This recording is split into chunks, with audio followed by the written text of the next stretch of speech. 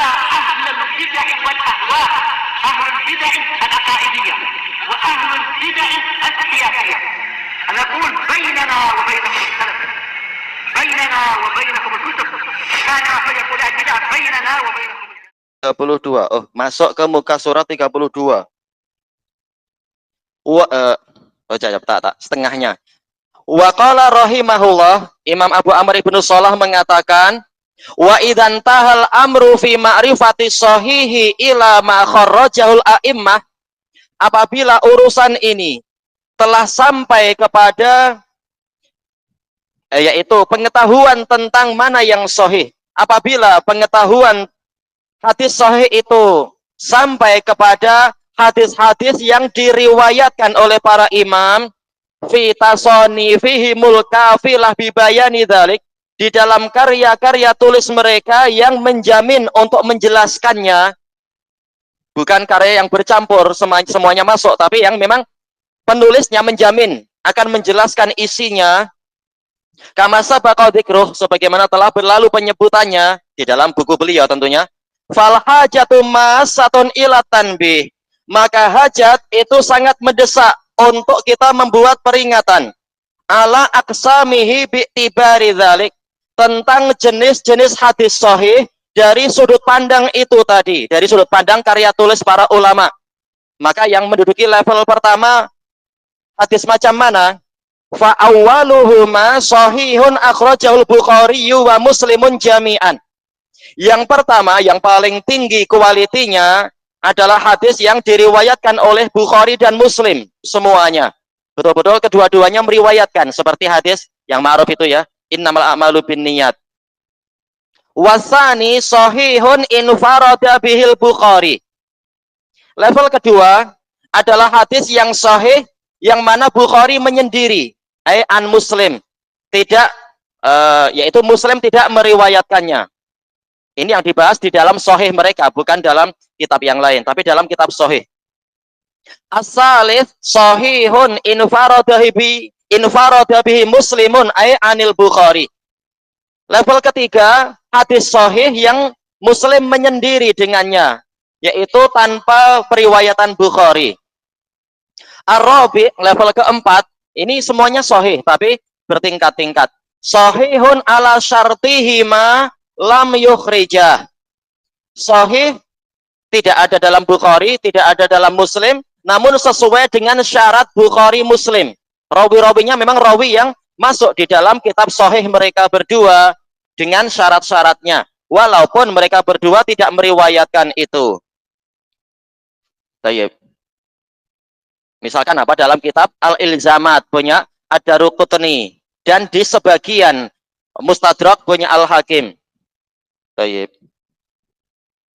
Demikian pula di dalam Muntaqa punya Ibnul Jarud, dan sebagian kecil di dalam Mukhtarah punya Al-Maqdasi. Nah, ini contoh. Beberapa, bukan semua. Al-Khamis, level yang kelima, sahihun ala syartil Bukhari lam yukhrij. Sahih dengan syarat Bukhari semata, dan Bukhari tidak meriwayatkannya. As-sadis, yang keenam, sahihun ala syarti Muslim lam yukhrij. Sahih sesuai dengan syarat Muslim, walaupun Muslim tidak meriwayatkannya. Dulu waktu mengajarkan bahasa Arab di sana, kita membaca apa? Ad-darsus sadis, orang pada gelak. Ada ya daras yang sedih katanya. Enggak, ini bahasa Arab lah. Yang keenam, as-sabi, yang ketujuh, sahihun inda ghairihima.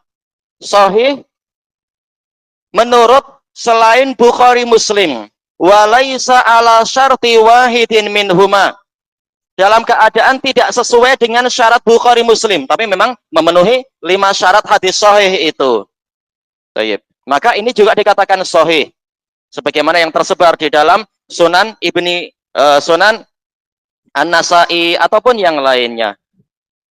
Baik. Kemudian Ibnu Shalah mengatakan, hadhihi ummahatu aqsami. Inilah induk dari pembagian hadis-hadis sahih, level hadis sahih. Wa a'laha al-awwal, yang paling tingginya adalah yang pertama. Wa huwa alladhi yaqulu fihi ahlul hadisi katsira.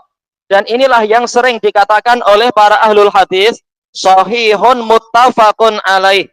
Sahih, telah disepakati, disepakati Bukhari Muslim.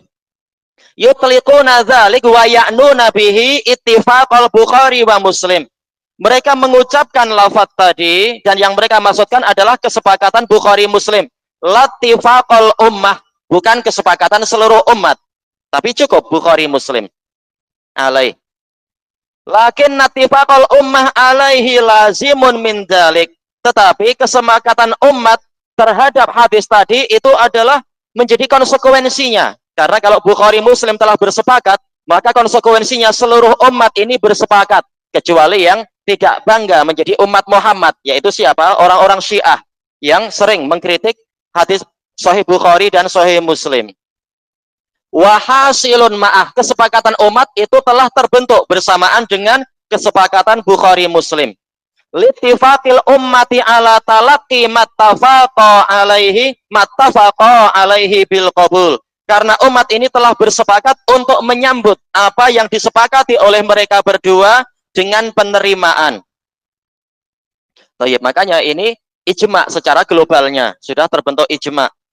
Wa hadzal qismu jami'uhum maqtu'un bi sihhatih. Jenis yang ini yaitu apa? Yang level pertama ini telah semuanya telah dipastikan kesahihannya. Kalau Bukhari Muslim telah sepakat, sudah tak perlu kita letih-letih mencari aib hadis tadi. Tapi kalau sekedar membahas sanadnya untuk membuktikan, boleh sebagai ilmu, bukan untuk mencari kekurangannya. Thayyib. Wal ilmul yaqiniyun nadhariyyu waqi'un bih. Ilmul yaqini, pengetahuan sesuai dengan kenyataan yang sampai tingkat keyakinan, nadhari, dan juga itu telah terbentuk dengan penelitian, itu telah berlaku kepada jenis yang pertama. Karena walaupun kita sendiri belum melakukan nadhar, kita belum memeriksa Bukhari hadis pertama, kedua, ketiga, tetapi para imam besar kritikus hadis telah meneliti, maka kita tak perlu pening. Imam Ahmad, Imam Abu Zur'ah, Abu Hatim, demikian pula Ishaq telah memeriksa Sahih Bukhari. Demikian pula sebagian dari mereka, Abu Zur'ah dan Abu Hatim, telah memeriksa Sahih Muslim. Maka nadhar sudah ada, pemeriksaan itu sudah ada dari orang-orang yang pakar-pakar hadis tadi. Khilafan liqauli man nafadzalik, berbeza dengan ucapan orang yang meniadakan itu, orang-orang yang terkena ilmu kalam, yang mereka mengatakan apa? Bahwasanya hadis tadi walaupun riwayat Bukhari Muslim ini dia dikatakan apa itu? Dhonniyatus subut. Kita masih menyangka-nyangka. Engkau bukan betul-betul sebagai pakar hadis, tak perlu membicarakan ini. Ahli kalam sudah sibuk saja dengan ilmu kalammu itu. Ini fannya ahlul hadis. Ini cabang ilmu ahlul hadis, biarkan pakarnya yang berbicara. Anda ahli kalam tak perlu menyibuk. Baik. Muhtajjan bi annahu la yufidu fi aslihi illa dhon. Karena orang ini, kata Imam Ibnu Shalah, ahli kalam ini berhujjah, berdalilkan, dalil yang bukan dalil, bahwasanya hadis Bukhari Muslim sejak dari asalnya tidak memberikan faedah kecuali persangkaan belaka. Betul-betul tidak memberikan faedah ilmu. Kalau ditanya yang memberikan faedah ilmu apa? Yaitu apa? Dalalatul akal, penunjukan akal. Sementara akal ahli kalam sendiri sering mengalami kontradiksi. Ini anehnya mereka. Hadis Bukhari Muslim masih dianggap ini persangkaan. Tapi ahlul iman, mereka mengatakan kalau disepakati Bukhari Muslim sudah, kita yakin Nabi memang mengatakan innamal a'malu binniyat. Kita sangat yakin bahwasanya Nabi memerintahkan untuk sebelum salam kita berdoa mohon perlindungan dari 4 perkara. Kita yakin Nabi sudah memberitahu tentang adanya Dajjal, walaupun dalam Quran tak ada Dajjal, tak ada penyebutan tentang Dajjal. Tetapi kita yakin karena Bukhari Muslim sudah meriwayatkan itu. Rawi-rawinya sudah ditapis dengan penapisan yang sangat berat sekali. Ini untuk ahlul iman, sangat mencapai ilmu yakin tentang riwayat Bukhari Muslim. Wa inna ma talaqathul ummah bil qabul.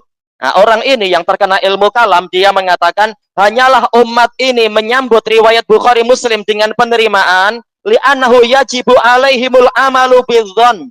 Karena umat ini wajib mengamalkan persangkaan. Ini tentunya ucapan-ucapan yang dibuat-buat tentunya.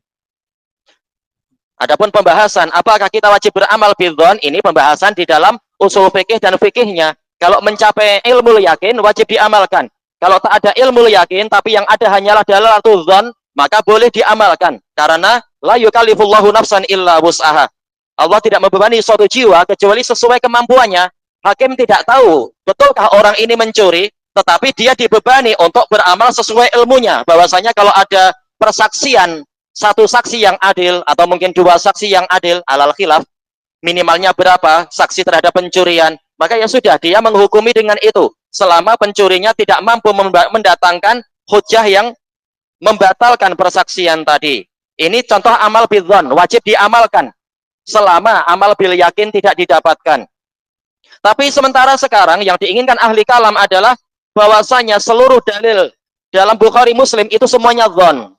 Jadi memang kita wajib menyambutnya, tetapi tetap ini sekedar persangkaan. Tak perlu kita meyakini betul-betul Nabi itu naik ke langit. Seperti perkataan apa? Ar-Razi, Nabi tidak betul-betul naik ke langit, tetapi beliau sekedar melakukan apa itu istilahnya istimdad, yaitu merenung, memperdalam pengetahuan sampai kemudian jiwanya yang menerawang naik ke langit. Melihat Nabi maksudnya adalah melihat planet-planet itu. Na'udzubillah. Ini hasil dari ilmu kalam. Berita mi'rajnya Nabi itu ditakwil dengan alasan ini bukan ilmu tapi ini sekedar persangkaan. Ini orang yang terkena penyakit ilmu kalam. Wa dzannu qad yukhti, kata dia, persangkaan terkadang keliru, itu betul.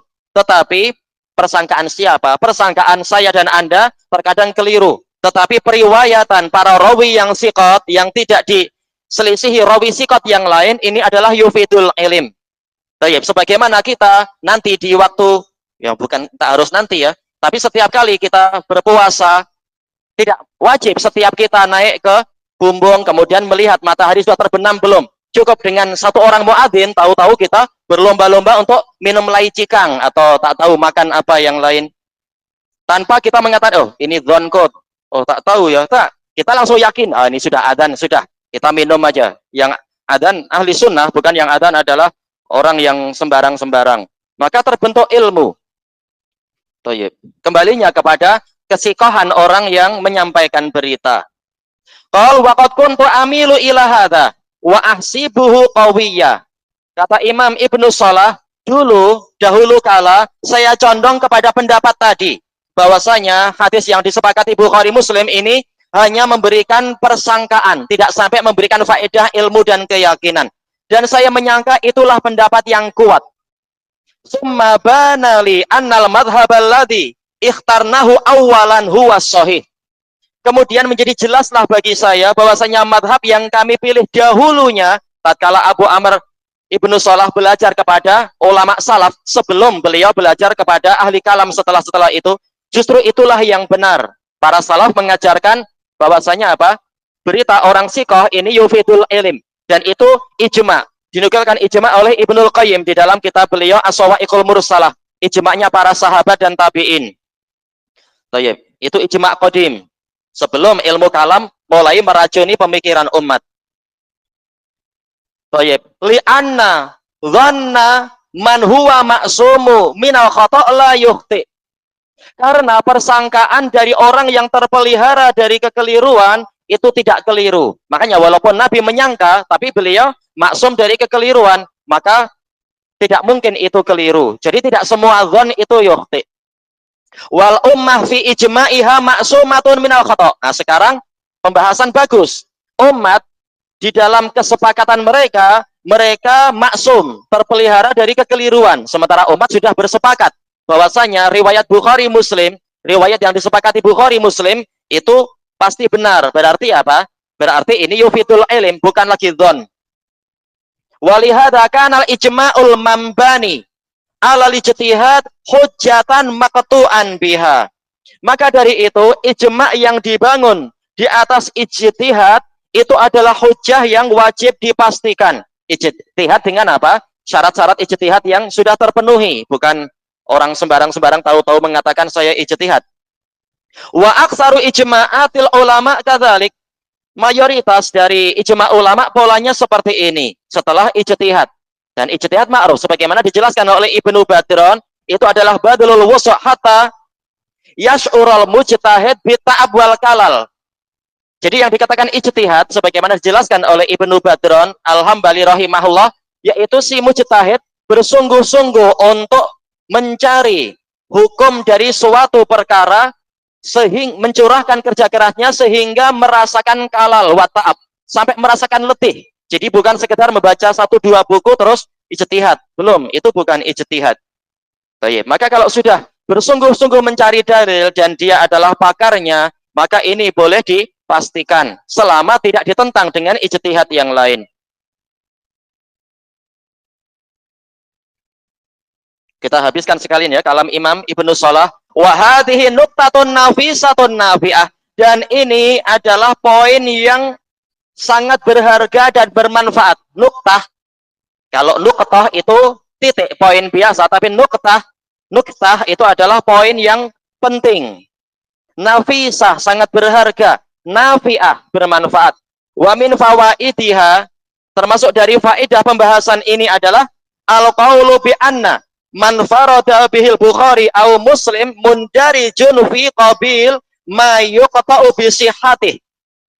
Hadis yaitu pendapat yang mengatakan bahwasanya hadis yang mana Bukhari menyendiri atau Muslim menyendiri di dalam sahih ini masuk ke dalam jenis hadis yang telah disepakati kesahihannya. Li talaqil ummah kulla wahidin min kitabaihi ma bil qabul. Karena umat ini telah menyambut masing-masing dari kedua kitab mereka tadi dengan penerimaan. Jadi umat bukan hanya ijma' tentang hadis yang muttafaqun alaih, tapi umat sudah ijma' bahwasanya sahih Bukhari itu sahih, sahih Muslim sahih. Berarti walaupun hadisnya itu level kedua atau ketiga, hanya riwayat Bukhari dalam sahihnya atau hanya riwayat Muslim dalam sahihnya, maka ini juga dihukumi sahih karena umat telah berijma'. Ini dilihat dari matanya. Adapun kalau dilihat dari sanadnya mungkin ada kelemahan atau keumuman ijma' tadi telah diperkecualikan dengan keadaan di mana ada 1 atau 2 hadis yang di dalam sahih Muslim yang memang tammal intiqadu alaih, telah lengkap kritikan terhadapnya, seperti masalah hadis apa itu nahaan bai isin naur, Nabi melarang dari jual beli kucing. Ini kritikus hadis seperti Daruqutni dan lain-lain telah lengkap dalam mengkritiknya sehingga yang betul jual beli kucing itu sah. Jadi hadis yang Muslim bersendirian tadi itu dhaif. Tapi ini sedikit dibandingkan dengan ribuan yang lain. Ini sedikit saja, sedikit sekali yang betul-betul ini keluar dari ijma'. Ada 1 atau 2 hadis yang terbukti lemah, ya sudah lemah. Tapi ini sangat jarang sekali. Alal wajhil ladzi fasalnahu min halihi ma fi ma sabaq. Sesuai dengan bentuk yang telah kami perinci dari keadaan mereka berdua. Ya secara global tadi, secara terperinci ya ini, lihat satu persatu. Baik, sebagaimana yang telah berlalu. Siwa ahrufin yasirah. Selain huruf-huruf yang sedikit, yaitu riwayat-riwayat yang sedikit, tuku takallama alaiha ba'du ahlin naqd, yang sebagian kritikus telah mengkritiknya. Minal hufat, dari para penghafal, kadaruqutni wa ghairih, seperti Daruqutni dan yang lainnya. Wahiyya ma'rufatun inda ahli hadasya'an, dan ini telah diketahui oleh pakar dari ilmu hadis, wallahu a'lam. Baik, selesai dari muqaddimah Ibni Rajab, muqaddimah Ibni Shalah. Subhanakallahumma wa bihamdika la ilaha illa anta astaghfiruka wa atubu ilaik. Walhamdulillahirabbil alamin. Jazakumullahu khairan.